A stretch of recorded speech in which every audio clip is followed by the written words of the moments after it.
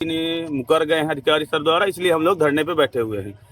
जब तक हमारी मांगे पूर्ण नहीं होगी, कल या मंडे को पूरे कर्मचारी को हड़ताल पे बैठा देंगे। अब ऐसा सुन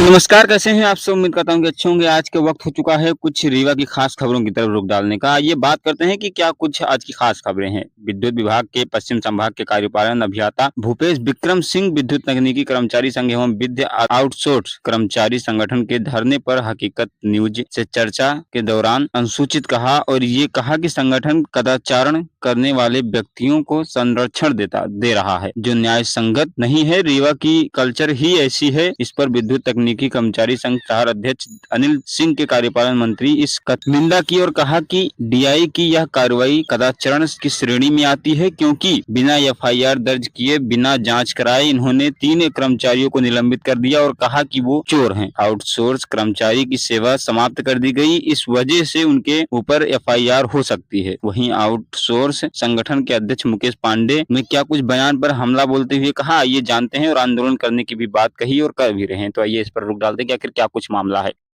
आज आप लोग विद्युत विभाग के सामने धरने पे बैठे हैं। आपके धरने पे बैठने का क्या उद्देश्य है? हमारा उद्देश्य, हमारे जो 3 कर्मचारियों को मतलब निलंबन कर दिया गया था, एक आउटसोर्स कर्मचारी को बर्खास्त कर दिया गया था और मीटिंग हुई थी तो कार्यपालन महोदय द्वारा बोला गया था कि आउटसोर्स कर्मचारी को तत्काल रख लिया जाएगा इंजीनियरिंग और डीसी में, और जो 3 कर्मचारी थे रेगुलर वाले उनको बोला गया था 19 तारीख को बहाल कर दें। मगर अपने वादा से अधिकारी ने मुकर गए हैं अधिकारी सर द्वारा, इसलिए हम लोग धरने पे बैठे हुए हैं। जब तक हमारी मांगे पूर्ण नहीं होगी तो हम लोग पूरा हड़ताल पे बैठे रहेंगे और कल या मंडे को पूरे कर्मचारी को हड़ताल पे बैठा देंगे। अब ऐसा सुनने को मिल रहा है कि आप लोग उग्र प्रदर्शन करने वाले हैं। बिल्कुल, सोमवार से हमारा उग्र प्रदर्शन होगा। जो सब स्टेशन में काम कर रहे हैं या और इधर उधर का भी कुछ काम हो रहा है, उसको हम पूर्ण बंद करवा देंगे अगर हमारी मांगे पूर्ण नहीं होती है तो। राजस्व संगठन में राजस्व संगठन जो राजस्व जो वसूली हो रही है, अभी मार्च का महीना है तो उसमें भी बहुत प्रभाव पड़ेगा। जो हमारे भी कर्मचारी काम करें, अगर हमारी मांगे ये नहीं मांगते हैं तो हम पूर्ण कार्य बंद करेंगे। किस कारण से इन्हें निलंबित किया गया था? ये अभी एक चोरी हुई थी 10 तारीख को यहाँ पे पश्चिम संभाग में। तो मतलब आउटसोर्स कर्मचारी और रेगुलर कर्मचारी है जो अभी रिटायर होने वाले हैं, मतलब 60-62 की एज पूर्ण हो चुकी, 6 महीने बाद उनकी रिटायरमेंटिंग है ना। उनके पास चाबी थी, 3 चाबी ऑलरेडी मंगाई गई थी 10 दिन पहले, चोरी के पहले। वो अधिकारियों के पास ही 2 चाबी थी। हो सकता है यहाँ पे विधानसभा में क्वेश्चन उठा है या मुख्य दस्तावेज उसके लिए अधिकारी के द्वारा ही ये चोरी कराई गई होगी। तो मैं पुलिस प्रशासन भी मांग करता हूँ कि इसको चोरी जांच करके दोषियों के ऊपर कार्रवाई की जाए।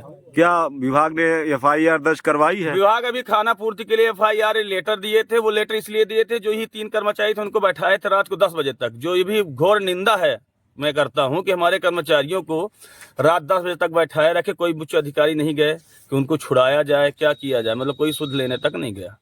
बस कल आपके कार्यालय से डी सर द्वारा ये बोला गया है कि संगठन के कल्चर के बारे में, रीवा कल्चर, उसके बारे में आप क्या कहना चाहते हैं? निश्चित रूप से कार्यपालन यंत्री पश्चिम संभाग श्री भूपेश विक्रम सिंह जी द्वारा जो रीवा के कल्चर और रीवा के समस्त संगठनों के विषय में बोला गया अत्यंत निंदनीय है। हम इसकी घोर निंदा करते हैं। साथ में हम यह भी मांग करते हैं कि विंध्य आउटसोर्स संगठन और तकनीकी कर्मचारी संघ की जो भी मांगे हैं वो पूरी तरह जायज है। आपके द्वारा बिना जांच कराए, बिना एफआईआर करे आपने हमारे कर्मचारियों को निलंबित किया है, जो कि घोर कदाचारण की श्रेणी में आता है। देखिए, जैसा कि आप जानते हैं कि दिनांक 8 और 9 तारीख के बीच में हमारे ऑफिस में बहुत महत्वपूर्ण दस्तावेज और कंप्यूटरों की चोरी की गई।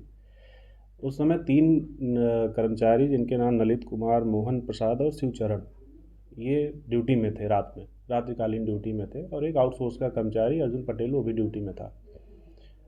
तो इनके द्वारा जब जांच में अपनी पूछताछ की गई तो इनके द्वारा ये बताया गया कि हम ड्यूटी में थे लेकिन हमने किसी को ऑफिस से सामान ले जाते हुए नहीं देखा।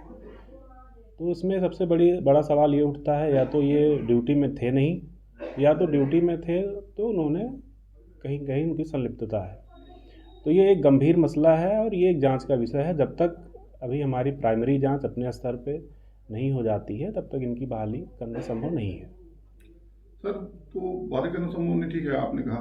सर, कुछ समय पहले अब इनसे आपकी चर्चा हुई थी विद्युत आउटसोर्स कर्मचारी संगठन भी आया था और तकनीकी कर्मचारी संघ। तो चर्चा के दौरान आपने इनको आश्वस्त किया था कि हम आउटसोर्स को भी बहाल किए देते हैं, और तकनीकी संघ से कहा कि अभी हमारे स्टोनों नहीं है, जैसे आ जाते हैं तो उन्हें बहाल कर देंगे। फिर आश्वासन देने की क्या जरूरत पड़ गई सर? आश्वासन ऐसा उनको दिया नहीं गया था, क्योंकि 7 दिन का हमने उनसे समय लिया था कि 7 दिन में कुछ हम अपनी प्राइमरी जांच कर लेंगे। लेकिन इसी बीच में हमारे स्टेनो साहब के पिताजी का देहांत हो गया, तो वो छुट्टी में चले गए। और क्योंकि मार्च का महीना चल रहा है, सभी कर्मचारी, आज आप भी देख रहे हैं हमारे ऑफिस में कोई नहीं है, सभी राजस्व वसूली के लिए जहाँ जहाँ ड्यूटी लगाई है सभी चले गए हैं। तो इस वजह से जो हमारी प्राइमरी जांच हम अपने ऑफिस स्तर पे करना था हमको, वो भी पूरी नहीं हो पाई है, जिसकी वजह से उनकी बहाली नहीं की जा सकी है। सर, जांच के पूरी होने के बाद ही बहाली तय मानी जा रही है? हाँ, जांच में उनकी क्या भूमिका है, जैसा कि मैंने बताया कि उनका ये कहना है कि मैं अभी बहाली भी कंफर्म नहीं है सर? नहीं, अभी तो बहाली कंफर्म नहीं है। हम इसके लिए फिर से अभी जो हमारी टीम है, एई साहब को हम इसमें जांचकर्ता अधिकारी बनाएंगे और वो अपनी एक प्राइमरी रिपोर्ट सबमिट करेंगे। जांच टीम बना दी सर आपने? नहीं, अभी जांच टीम का गठन नहीं हो पाया है, अभी तो मौखिक रूप से ही ARES को जांच दी गई है।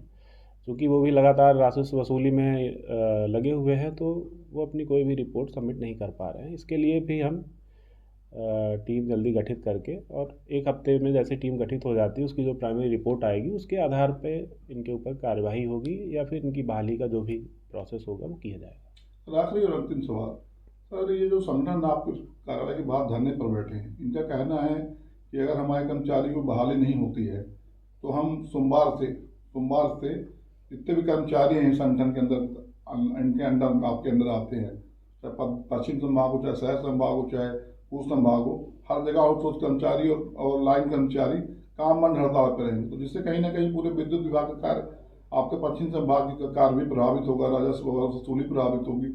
इसको लेकर क्या तैयारियां की गई हैं? देखिए, क्या है कि जो कर्मचारी संघ है, कोई भी कर्मचारी संघ होता है, उसका काम होता है कर्मचारियों के हितों की रक्षा करना, न कि कर्मचारियों के कदाचरण में उनको संरक्षण देना। ये किसी भी कर्मचारी संघ का दायित्व नहीं है। लेकिन हमने ये चीज़ देखा है, रीवा में ये ज़्यादातर प्रचलन में है कि जो कर्मचारी संघ हैं वो कर्मचारियों के जो कदाचरण होते हैं या उनके द्वारा जो कर्तव्यों के प्रति लापरवाही बरती जाती है, उसके लिए संगठन उनके कंधे से कंधा मिला के खड़ा होता है। तो ये एक गलत प्रक्रिया है और इस पर सुधार लाने की ज़रूरत है। जैसे कि मैंने अभी आपको चर्चा हो रही थी कि होली के दिन में शाम को ही टौरा फीडर जानबूझ करके एक आउटसोर्स कर्मचारी ने बंद कर दिया, जिसकी भी जांच अभी पता चली है, तो उसकी भी जांच अपन करवा रहे हैं। तो इस तरह की चीज़ें करने वाला आउटसोर्स कर्मचारी, एक दिन फिर मैं भ्रमण में था, तो हमारे यहाँ पे बहुरीबार सब स्टेशन से ऑपरेटर गायब था। इस तरह की चीज़ें होती रहती हैं और ये लोग करते हैं, जिसमें कार्रवाई होती है तो कर्मचारी संघ सपोर्ट करता है, जो कि पूरी तरह से गलत है।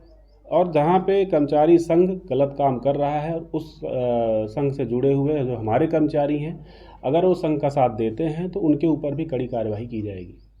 तो कुल मिलाकर आपको कहना सर ये कि कदाचरण वाले आरोपियों को, जो कदाचरण करने वाले कर्मचारी है, उनका साथ दे रहे हैं, इसलिए इनका धरना न्याय संगत नहीं है? ये इनका धरना बिल्कुल न्याय संगत नहीं है, और इसके लिए हम अभी ऊपर अधिकारियों से बात भी करेंगे और ये धरना हटवाएंगे यहाँ से। रीवा से खिरसकांत मिश्रा की रिपोर्ट, PLS न्यूज।